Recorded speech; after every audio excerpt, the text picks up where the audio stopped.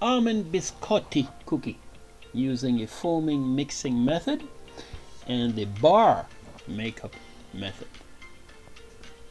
Very Italian biscotti, meaning twice baked. So we make the dough, we bake it, and then we portion it and bake it again. So this recipe, you will find it again in your recipe file on D2L Bright Space. Let's have a look at our ingredients needed for this biscotti cookie. So we have pastry flour, almonds, whole almonds, or could use pistachio or hazelnut, eggs, granulated sugar here, some salt, a little bit of baking powder as leaveners, orange zest, or it could also be lemon zest, almond extract, or vanilla extract, and 1 egg for egg washing the biscottis before we bake them. So we have a pan of simmering water, a pot, we have a ruler, a spatula, a brush for egg wash, a plastic scraper, a whisk, a sift, mixing bowl with a whisk attachment, and our mixer. So first, let's put the eggs in the bowl.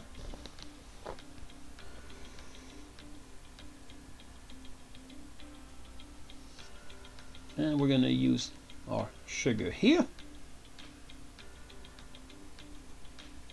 and our salt. Oh, all of it there.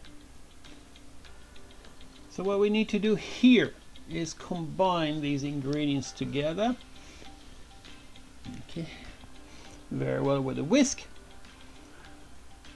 So we're whisking these ingredients together. Over a bain-marie simmering water, hot water bath, and here the idea is to mix this mixture to help dissolve those sugar granules, those sugar crystals here, because the amount of sugar is very high compared to the amount of eggs in here if you look at your recipe. And this will also enable our foam to develop a little bit better with a warm mixture. How warm? So we should be between 40 and 45 degrees Celsius. So let's test this. Yes, we know body temperature is about 37, 38, so definitely warm to the touch, not hot. We don't want to coagulate this, we don't want to cook this. So let's transfer this egg mixture into our mixing bowl. So this is a bit of a different way of making a biscotti. It's a very traditional way. Most recipes nowadays use a creaming method with fat. So this is a classical recipe using a foaming method with eggs. So therefore it's quite low in fat, aside from the fat from the yolks and the almonds or the nuts. So into the mixing bowl with the whisk attachment. Let's secure this in place on the mixer, locking up the bowl.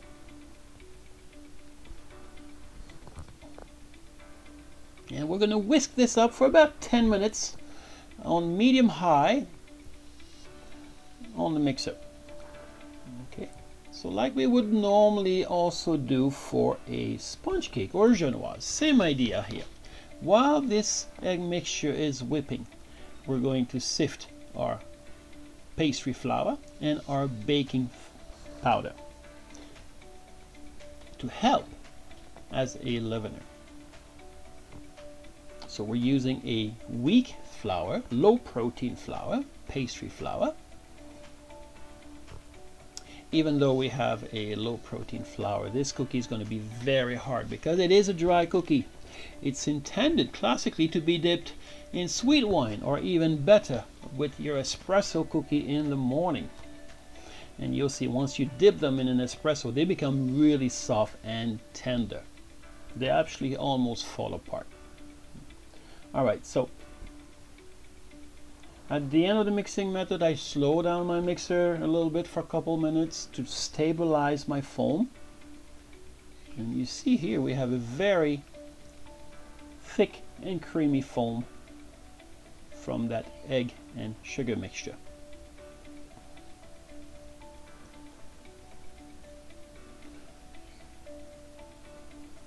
So if you look closely, we have what we call the ribbon stage here. Okay, it's nice and thick, so we can discard our whisk now.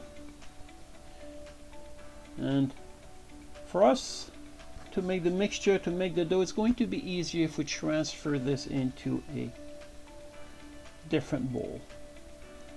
So let's scoop out everything into this bowl.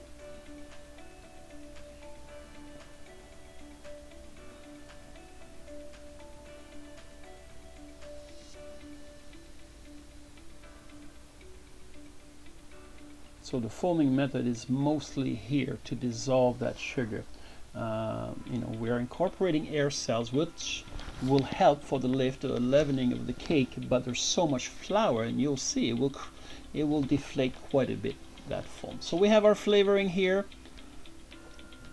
As I said earlier, we're having here almond extract. We could use a vanilla extract as well, and same with the citrus. We have orange we could have used as well, lemon, and another type of nuts. Let's mix this flavoring together in our foam. So here we're using whole almonds blanched. We could use with the skin on, we could use a walnut, any type of nut you desire, pistachio, hazelnuts, you name it. Let's add a portion of our flour here, just to make it easier to mix it. And again, we're going to deflate that foam completely because of the amount of flour that is in this recipe, and that is why we need baking powder as a leavening agent, because that foam is pretty much being collapsed completely. Let's add the nuts. Again, they don't need to be roasted here, because we will double bake these little cookies and then those nuts will roast. Okay, as you can see now it's getting a little bit thicker. So now I'm going to switch to a scraper. Could I do this in the mixer? Yes, I could.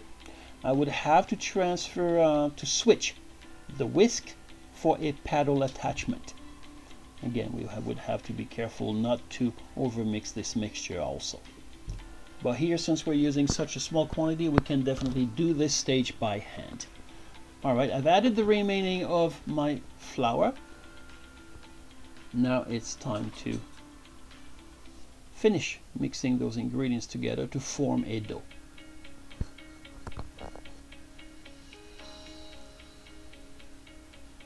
Take your time, and you'll see you start forming a dough, and there you have it.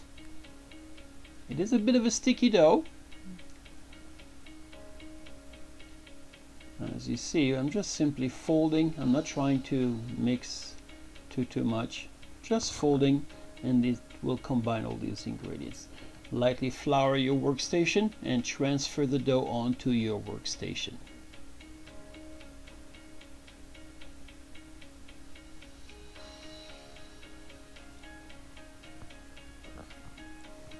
Good. As you see, this dough's soft and sticky a little bit, so let's roll this a little bit, and we're going to divide this dough in 2 equal portions. Reason being is it's going to be a lot easier to handle. If we try to roll the whole thing at once, we're not going to be able to manage very well. So these 2 portions will make it a lot more manageable. You don't need to apply much pressure here. This dough is quite soft. Into a log shape, and we'll portion our second log with the remaining of the dough.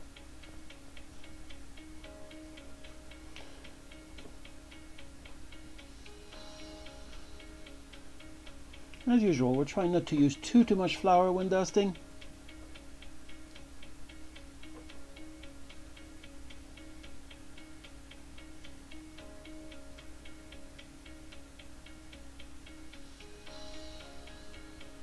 So, just quickly, as a reference, let's have a look. This should be roughly, you know, about 6 centimeters in diameter. They're not quite the same yet, but I need to transfer them onto my tray, and I will make sure that I will shape them. Gently lift them up, roll them into your hands, set them on tray, and this is when we can finalize the shape here a little bit more. If they're too skinny, we make them a little bit shorter. I'm going to flatten them out a little bit. I know Gislin says not to flatten them out. I've tried it. They remain a little bit too round, so I decided, and I've tried it, so we're going to flatten them out a little bit. Okay, making them as even as possible.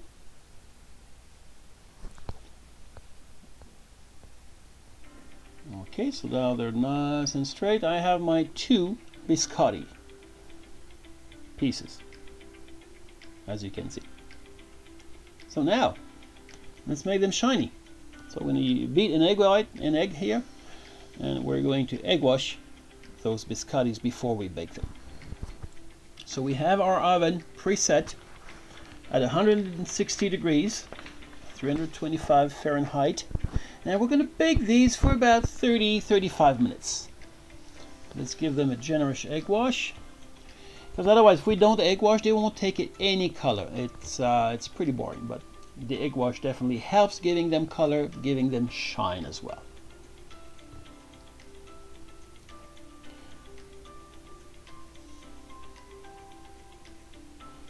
Okay, as I said, they were 6 centimeter diameter. Now, you know, they've been flattened.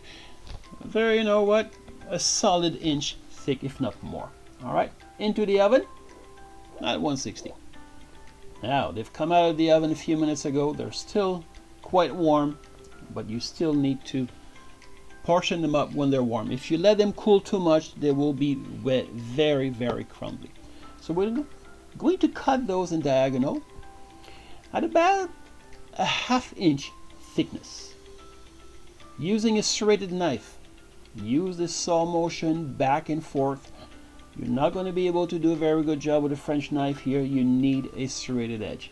And again, back and forth, and let the knife do the work.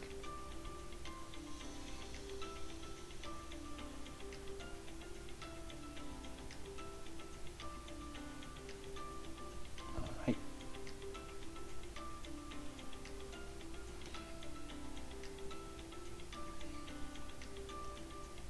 It is a very popular cookie. I kind of like that cookie very much. So it's different from our regular scooped cookies or shortbread, right? Different texture for sure. And now we're going to lay them down on a baking tray. Now we need to bake them a second time. Biscotti, twice baked. So organized.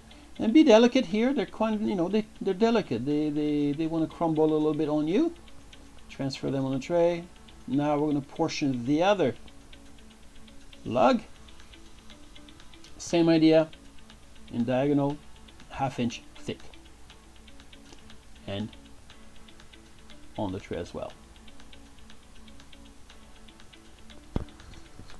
And now they're ready to go in the oven a second time, but now at much lower temperature for about, you know, 20 minutes, 30 minutes at 135 Celsius.